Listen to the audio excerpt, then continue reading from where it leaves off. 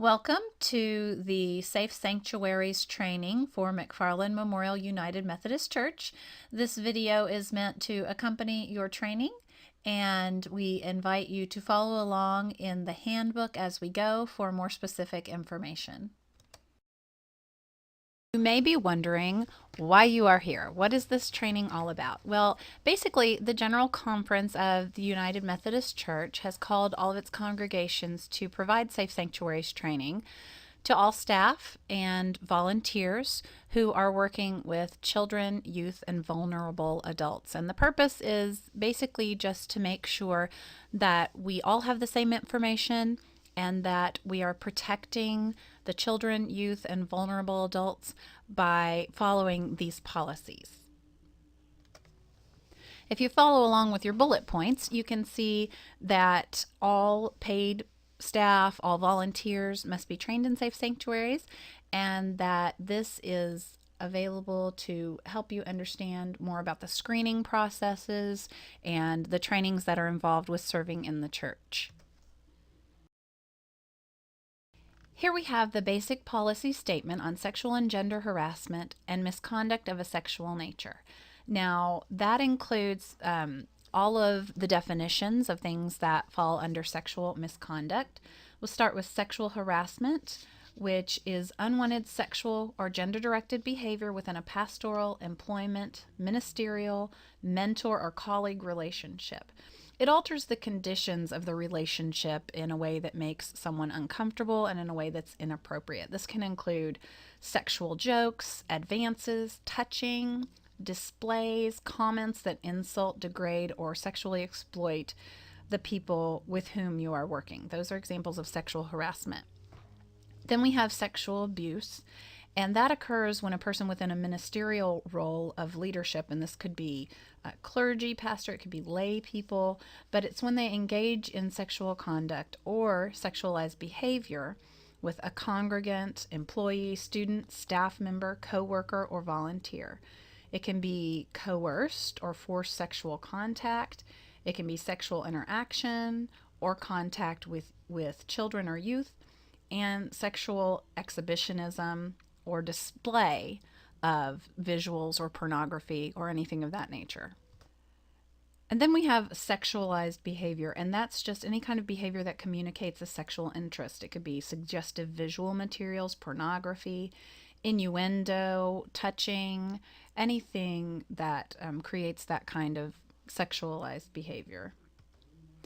Then you see a little explanation. Basically, all of these fall under sexual misconduct. That's what the continuum is called. And it represents an exploitation of power. And that kind of exploitation does not fall in line with our belief as the church. So anyone who works or volunteers under the authority of the church has to be held to the highest standards, free of sexual misconduct in any form. Just a couple more pieces of information before we discuss reporting. Gender harassment would be harassing a woman because she's a woman or a man because he's a man. And a reiteration that sexual misconduct is a betrayal of a sacred trust. It violates our ministerial role. It exploits those who are under our care. And it interferes with the church's moral mission. It's sinful, abusive, and wrong. And if any case there is a report or an accusation, McFarland will launch an expedient investigation. And if there's anyone who is free from the sexual sin after the fact, that we want to create an environment of hospitality for those who are free from those sins. Now, in reporting, some instances of sexual harassment can be resolved easily, and there's mediation. But we'll talk a little bit more about reporting and the specifics of that. Basically, that if you do need to report, there will be no retaliation against anyone who comes forward to make a report, because basically you're doing that in concern for the person you perceive may be a victim in that situation. So If you have a report of sexual harassment, you would report that to your program director. So that's whoever's in charge of the actual programs for which you are volunteering, maybe the youth director, the children's directors, director of discipleship. If it's sexual abuse, you would report that to the directors. And if a child is involved, there would be a mandatory call to Department of Human Services, which we'll discuss more.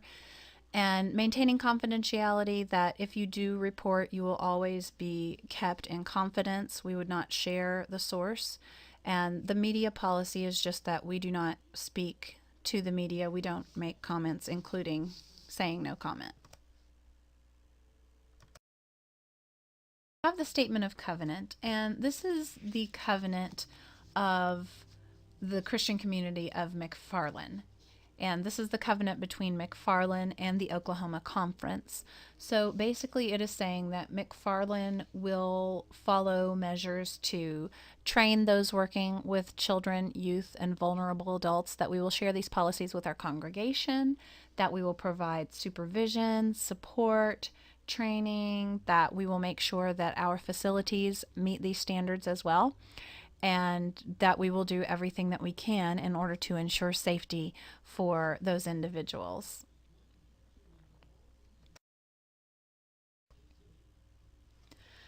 Next, we have our safety measures, and these are the things that are in place in order to help us implement the covenant that we just saw.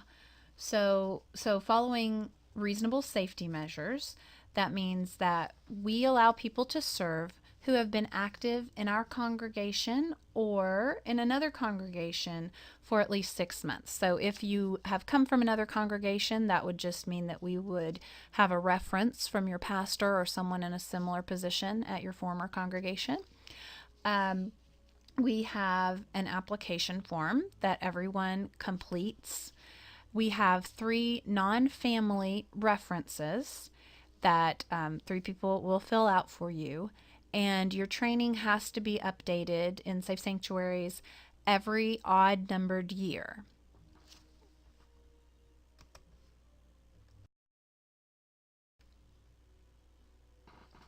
Now we have our operational procedures.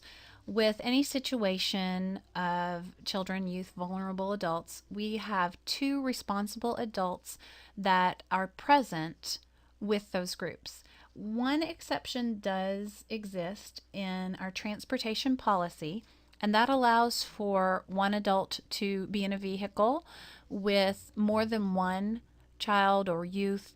The only stipulation there is that it cannot be one on one. There cannot be one adult in a vehicle with one child.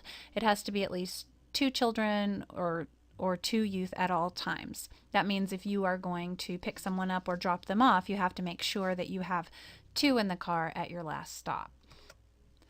We also need to make sure that all of our ratios are observed, and you see there in your handbook that you have a list of ratios that are broken down by age level or grade level, and we do follow all of those ratios. Then we can have youth assistants. So high school, middle school youth, they can serve as assistant leaders. They just have to be at least 4 years older than the children they are serving. We make sure that we are informing parents of details, if to make sure that they have given permission for the children, especially if children or youth are going off-site on a trip. We make sure that all of our drivers are trained in our transportation policy. And we do follow all of the sanitary procedures, such as diapers and toilet, things like that, for our daycare, our children's day out, and other times that we are caring for children. Now, in continuing with our operational procedures, anytime we have a sick child, we do remove them from being with the other children, just so that the sickness doesn't spread, so that we're making sure that we're caring for all of the children. When moving equipment, we only allow high school youth and adults to move any kind of heavy equipment. Children must be supervised at all times when they're on our premises, and this again is just a way to keep them safe. That does mean that even if they are not involved in a supervised activity, that the parents will provide supervision and walk them to and from their other activities. We do require 2 adults on the playground, just as we require 2 adults with any group at any time. These policies are posted around the building so that anyone can look and read them if you need to refer to them at any time.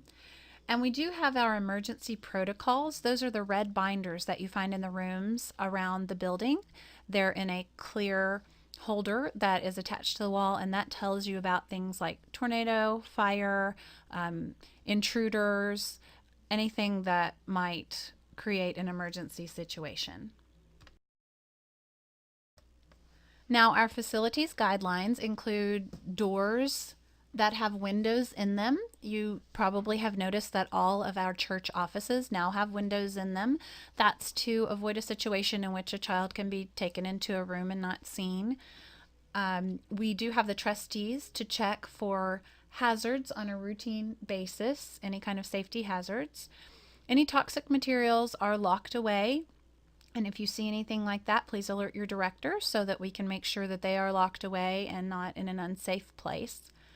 The outlets in all areas with children are covered, and our playground is checked regularly for any kind of hazards.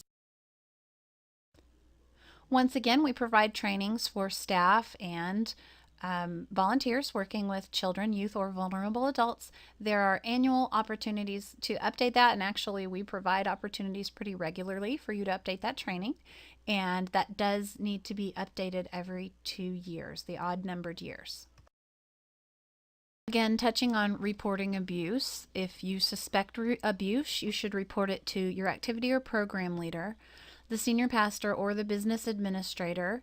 And if it does include someone under the age of 18, you will need to call DHS. We'll talk about that a little bit more shortly. There is a suspicion of abuse. We always want to make sure that we respond with compassion, that our leaders will implement ministry as it is needed in those situations, and the senior pastor will act as a spokesperson to the media or to anyone else who is questioning the situation. Concerning review of policies, we will conduct an annual safety audit. We'll have a safety task force to update our procedures, and we will assess our insurance coverage as needed based on. Now we have leader guidelines and safety standards for children and youth activities and programs, and under A, interpretations, it defines what a leader is. So a leader is any adult who's in direct supervision of children or youth, and the staff can only be counted as a leader in that situation if they're actively involved with the activity. They can't just be somewhere in the building floating around. They actually have to be involved. A leader can be ages 16 through 18 as far as they can count toward ratios as long as there are already 2 adults in the classroom. After that, they can count toward the ratios needed, but they cannot be considered leaders. They're more assistant leaders. Then we have the activity or program leaders. That would be those in the position of church staff, usually. They have overall administration of the ministry or the activity, and those individuals must be 25 years of age or. Now, still looking under that section A, number 4 is the background screening process. And the background screening process does require these forms: the Safe Sanctuary Screening Form, the Safe Sanctuary Reference Forms, and the Children and Youth Leaders Covenant, and we will discuss those more in detail shortly. So now if we look under B, the minimum requirements for approval as a children or youth leader, you can see that the process is completed when your file is complete, you have a clear criminal report, so a background check, and you have a signed covenant for the church, and that you have approval by the activity or program leader. That means that they have a spot for you in the ministry where you can serve. Activity and program leaders are trained quadrennially, And leaders have to be trained before the activity or program takes place. In other words, you have to have the Safe Sanctuaries training. You have to know what those guidelines are before you can participate and act as a leader for a program. Now, under number 5, you have a list of prohibited items. So these items cannot be used at any function in which children or youth are involved, and they are not allowed on the premises of the church. So that's tobacco. They're not allowed at children and youth activities, by leaders who are being counted in the ratios for a current activity, or in the presence of children and youth. We also cannot have fireworks, firearms, knives, weapons, alcoholic beverages, illicit drugs, or prescription drugs without a prescription. Everyone supervising children must be at least 18 years old, and they must be 4 years older than the oldest child or youth whom they are serving in the group. Now we have letter C, that's supervisory guidelines for overnight activities or for programs. And you can see that there must be 2 adults in every sleeping area or no adults. So in the instance when you are at a hotel, there might be situations in which there are only youth in a room, but there cannot be 1 adult with youth in a room.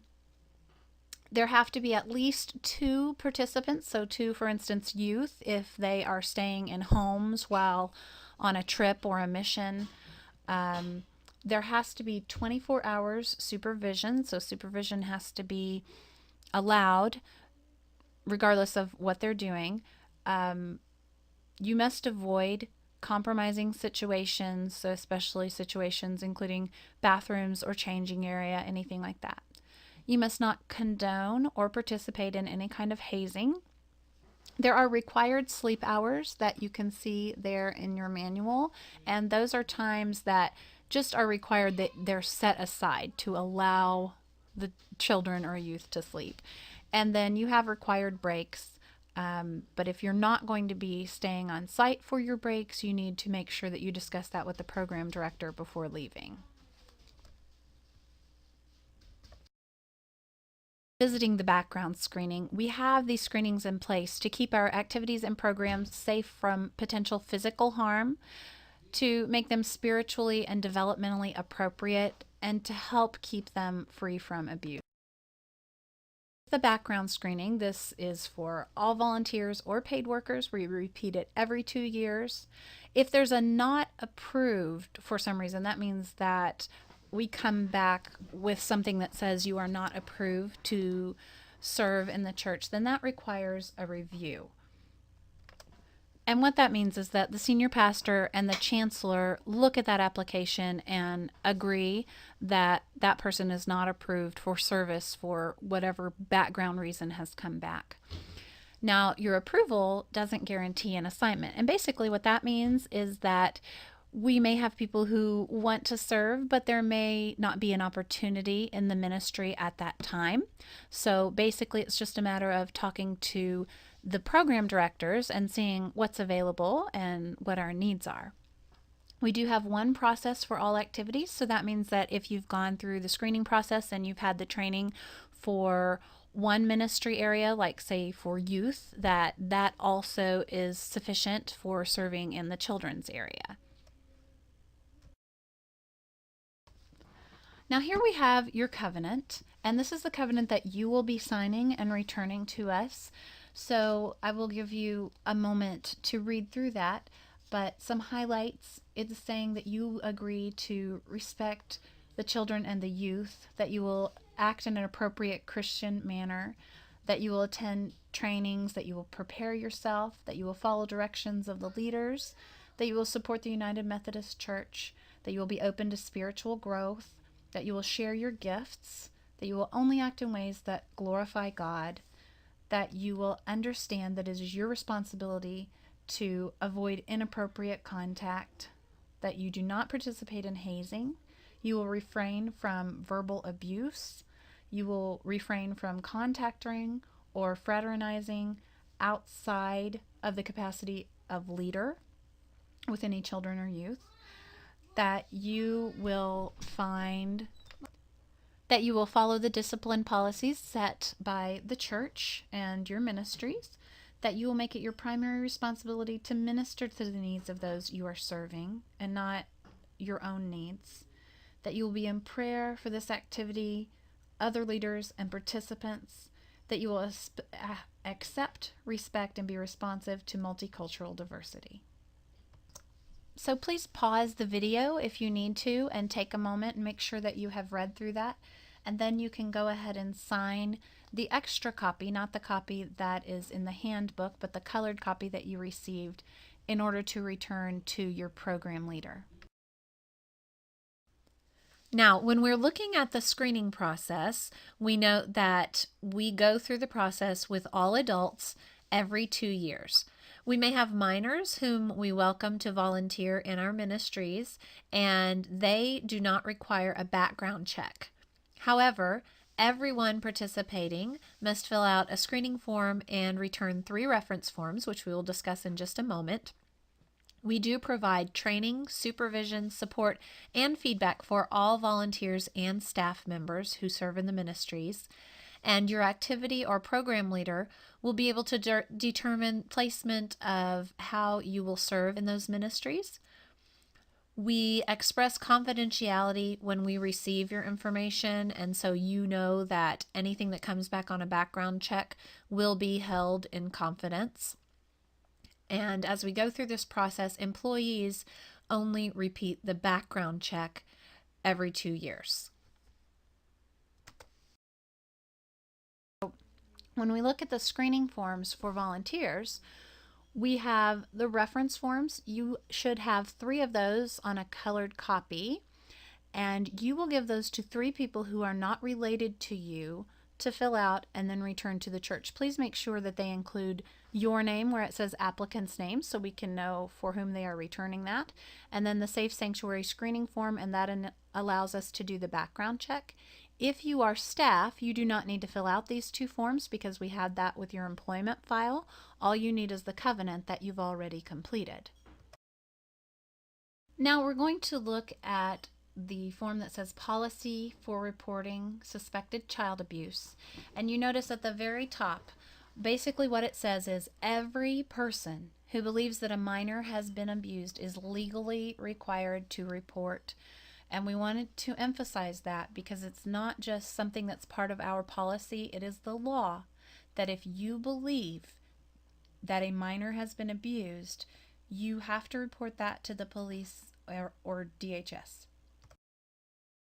Now, reporting child abuse, here is how that would go. If you suspected that there was child abuse happening in the church, you would report that to the activity or program leader, so that's the staff person who oversees your ministry, and together you would create a report. We have report forms that are in your handbook, and you would come together to complete that report. Then, along with the pastor or business administrator, you would contact the Department of Human Services. It says that this will be done in the presence of the activity and program leader. We suggest that you also make sure that you are there as well so that you can be sure that DHS has been contacted and that you are within your legal obligation by contacting them.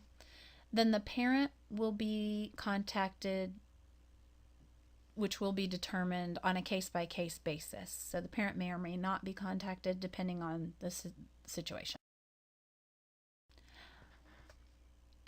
When making a determination of child abuse, you want to be sure to be sensitive to the trauma. You want to be aware of the fact that the child may have been abused and that this may be a difficult situation for the person involved.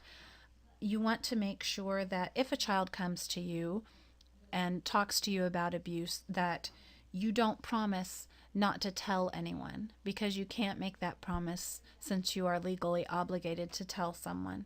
You also want to make sure that you just listen to what the child or the youth is reporting to you, but you don't want to ask lots of questions. You don't want to put words in their mouth, so just be sure to listen to what it is they are saying. Now, when discussing the suspected abuser, we want to make sure that if it is a staff or a volunteer, we report it immediately to the senior pastor. If it is a minor, we would inform the parents, and that person who is suspected of abuse would be immediately removed from the ministry and the program until we can make a determination of what or if something has happened. Again, there you have the Department of Human Services hotline phone number. And even if a staff member disagrees with you about what has happened, if you suspect that there has been an abuse, it is your responsibility to report that to Department of Human Services. Now, under other considerations, we want to say that inappropriate sexual advances should not be confused with physical contacts that are appropriate expressions of affection and concern, things like a hug or something like that. But we also want to make sure that you are preventing the opportunity for confusion. So, for instance, if there's a situation where children are changing, make sure there are multiple adults present in the changing situation, and don't put yourself in a compromising situation. Make sure you're close enough to keep them safe, but far enough to avoid any kind of confusion. Make sure that you respect the children's privacy. You should avoid personal discussions with them. We don't want to create the opportunity for an inappropriate personal relationship.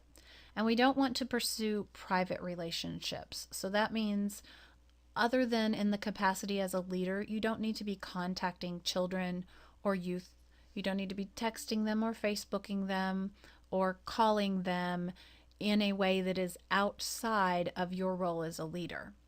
Within your role as a leader, in an appropriate manner, that is acceptable, but just be really careful so that you don't blur those lines. Next few pages, you have the report forms that you would use if you suspected abuse. You would do that together with your activity or program director. And you also have diagrams if you need those to indicate specific areas of abuse.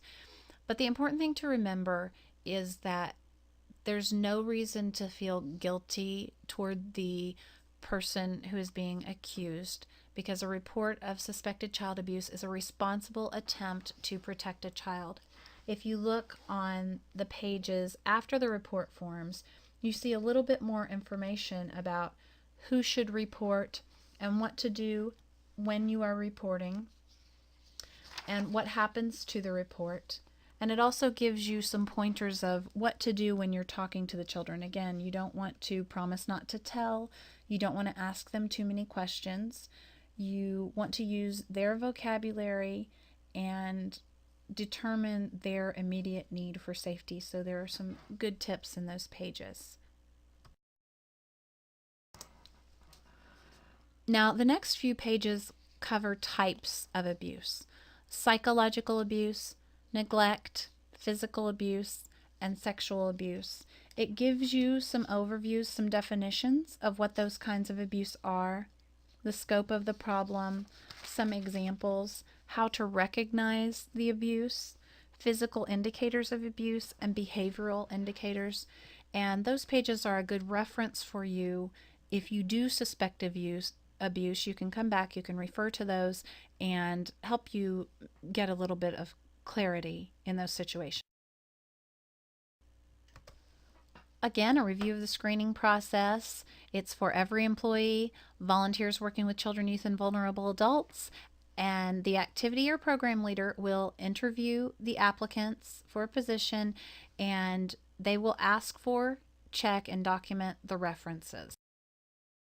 More on the screening process. If your background check comes back with questionable information, then we would provide you with what's called the pre-adverse action letter. And that lets you know that something has come back on your background check and you can look at your summary of rights on that as well. Then we'll allow adequate time for you to come back and let us know if there might have been an error on your background check, or if there's additional information that will help us to make a decision as far as you're serving in a ministry. If an adverse decision is made, and that means that we cannot allow you to serve in a ministry, then the adverse action letter and consumer reporting agency contact information will be provided to you so that you understand what's going on and you have that next step of information. In the section that you have called Welcoming the Abuser, you notice that that begins with scriptures. A congregation of the body of Christ is open to participation by all who seek a relationship with Jesus Christ and is fully inclusive of those who sin. In the second paragraph, we see, "For there is no distinction, since all have sinned and fall short of the glory of God. They are now justified by his grace as a gift through the redemption that is in Christ Jesus." So we do have a policy in place for registered sex offenders, and you can see the details of that in your handbook. It includes joining with a person of a chaperone nature that would accompany this person to all events and ministries in the church. If you suspect that a registered offender is attending, please be sure to report that to the senior pastor and the business administrator so that we can make sure that that person has taken the opportunity to enter into the covenant with us. Following the covenant that a registered sex offender would complete that you find in your handbook, you will find the sexual harassment policy that gives you definitions. We've already discussed sexual harassment a little bit, but when it comes to a complaint against a paid staff member, that would be resolved by mediation, or it may result in termination of that staff member depending on the findings of the mediation. If there is a complaint against the clergy, that complaint would be directed to the Staff Parish Relations Committee, the supervisor of the clergy, and the superintendent or the bishop. The ethical standards for ministry professionals do refer to professionals, but they are standards that we can all use as guides. It's to make sure that contact with one another promotes spiritual, mental, and interpersonal health, that we treat all people with respect, that we avoid doing anything that would harm the individuals that we serve, that we discuss purpose, goals, natures of helping relationships, that we make sure we set boundaries and include what the limitations of those relationships are, that the professionals inform the congregation and individuals within the congregation of their education, trainings, and area of competency, that they know the limit and scope of their professional knowledge and offer the services that are in line with their knowledge, that they obtain regular training to increase their skills, that they maintain records and conversations in a confidential manner, except when the confidentiality would cause harm to that person or to others. Ethical standards include the understanding that their power and their status are unequal when you're in a situation as a ministry professional, that dual or multiple relationships with the same person will increase the risk of harm to those involved, and they can be confusing, that the professional will seek consultation as necessary in areas where they may be compromised, the understanding that if the professional's level of functioning is impaired due to declining emotional or spiritual well-being, that they will seek consultation themselves, that they will not engage in sexual relationships with members or constituents of the congregation, that they will not counsel people with whom they have had sexual relationships, that they will adhere to denominational and congregational policies regarding sexual abuse and harassment, that they will seek consultation and supervision when assisting individuals with mental health issues, that they will not engage in sexual harassment of any kind, that they will respond to unethical behavior of colleagues by talking directly with the colleague, and report that person to the person's supervisor, senior pastor, superintendent, or bishop as appropriate. They will uphold the integrity of the congregation with the highest possible ethical standards, and they will uphold ethical standards, comply with professional requirements, and agree to take responsibility for their behaviors. We also have guidelines for professional boundaries for those who are ministry professionals, and those include counseling, things such as making sure that they are counseling within their specific training, sexual feelings, being aware of those and not allowing them to interfere with their role as minister, self care, taking care of themselves physically, emotionally, spiritually, and making sure that they are fed in the ways that they need to in order to serve. Also, again, being aware of dual relationships and avoiding confusion when it comes to counseling congregants and in other situations. And professional support, making sure that they are providing themselves with counseling from another if that is something that they need in order to remain spiritually healthy. We want to thank you for taking the time to attend this training today, and especially we want to thank you for serving in the ministries at McFarland. We would like to take this time. If you have any questions, you may ask those of the person who is leading the training. And if you think of any questions later, please bring them to your activity or program leader. They would be happy to answer those questions. Thank you again for coming.